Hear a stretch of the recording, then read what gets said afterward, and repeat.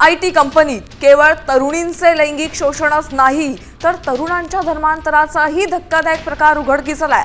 या प्रकरणातील एका हिंदू तरुणाचे धर्मांतर झाल्यानंतरचे फोटो आता साम टीव्हीच्या हाती लागलेत। या प्रकरणात पोलिसांनी गुन्हा दाखल केलाय।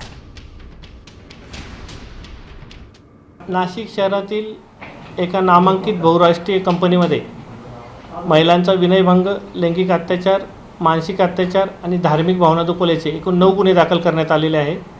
त्यामध्ये आत्तापर्यंत 6 आरोपींना अटक करण्यात आलेली असून गुन्ह्याचे गांभीर्य, व्याप्ती पाहता गुन्ह्याच्या तपासाकरता यासाठी स्थापन करण्यात आलेली आहे।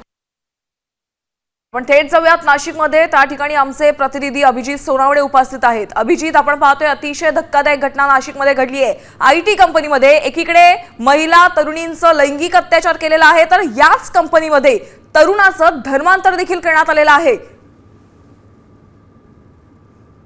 हा सगळा प्रकार समोर आलेला आहे। 2022 ते 2026 दरम्यान हा सर्व प्रकार घडलेला आहे। एका हिंदू तरुणाला धर्मांतर करायला भाग पाडलं आणि त्यानंतर त्याला कंपनीमध्ये दुपारच्या वेळेस नमाज पठण करायला लावल्याचा आरोप आहे। याशिवाय या हिंदू तरुणाला बीफ मटन खाऊ घातल्याची देखील फिर्यादीमध्ये उल्लेख करण्यात आलेला आहे आणि या तरुणाचे धर्मांतरानंतरचे फोटो देखील समोर आलेले आहेत आणि त्यामुळे आता पोलिसांनी या सगळ्या प्रकरणी आता SIT ची स्थापना केलेली आहे आणि SITच्या माध्यमातून आता या सगळ्या प्रकरणाचा पोलिसांकडून तपास सुरू करण्यात आला आहे। या विशेष म्हणजे या सगळ्या प्रकरणामध्ये 2 महिला आरोपी ज्या आहेत त्या अद्याप फरार आहेत। यापैकी एक महिला आरोपी जी आहे ती ऑपरेशनल मॅनेजर या कंपनीची आहे आणि दुसरी महिला देखील त्याच कंपनीमध्ये कर्मचारी असल्याची माहिती मिळते आणि सध्या पोलिसांची पथकं आता या दोघही फरार महिला आरोपींचा शोध घेत आहेत। नक्कीच अभिजित, धन्यवाद या सविस्तर आढाव्यासाठी। आपण पाहतो या प्रकरणात आता जे फरार आरोपी आहेत त्यांच्या मागावर पोलीस लागलेले आहेत।